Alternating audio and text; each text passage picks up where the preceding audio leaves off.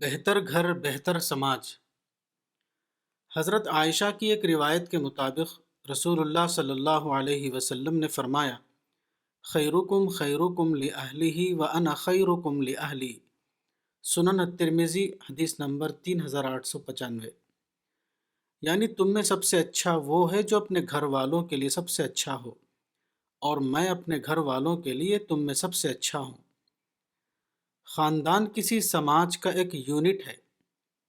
خاندانوں کے مجموعے ہی کا دوسرا نام سماج ہے۔ اگر خاندان بہتر ہوگا تو سماج بھی بہتر ہوگا، اور اگر خاندان بہتر نہ ہو تو سماج بھی بہتر نہیں ہو سکتا۔ ہر شخص کسی خاندان میں پیدا ہوتا ہے، گویا کہ گھر خاندان یا سماج کی پہلی تربیت گاہ ہے۔ اس لیے اگر کسی سماج کو بہتر بنانا ہے تو خاندان کو بہتر بنانا ہوگا۔ تعلیم کی دو قسمیں ہیں، رسمی تعلیم یعنی فارمل ایجوکیشن، اور غیر رسمی تعلیم یعنی انفارمل ایجوکیشن۔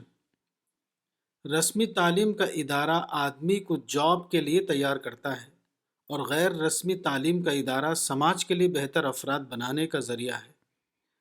اسکول اور کالج رسمی تعلیم کے ادارے ہیں، اور خاندان غیر رسمی تعلیم کے ادارے۔ سماج کے اندر وسیع تر دائرے میں مثبت اور منفی نوعیت کے جو تجربات ہوتے ہیں، وہ تمام تجربات گھر کے اندر محدود دائرے میں ہوتے ہیں۔ گھر کے اندر کسی عورت یا مرد کو یہ سیکھنا ہے کہ جب گھر کے کسی فرد سے اس کو تکلیف پہنچے تو وہ اس کو بھلا دے۔ اسی طرح جب گھر کے کسی فرد سے اس کو کوئی فائدہ پہنچے تو وہ دل سے اس کا اعتراف کرے۔ جو لوگ اپنے گھر کے اندر اس طرح کی تربیت حاصل کریں، وہ جب گھر سے نکل کر سماج میں داخل ہوں گے تو وہاں بھی وہ دوسروں کے ساتھ اسی طرح کا برتاؤ کریں گے۔ وہ ناخوشگوار باتوں کو بھلائیں گے اور خوشگوار باتوں پر دوسرے کے سلوک کا اعتراف کریں گے۔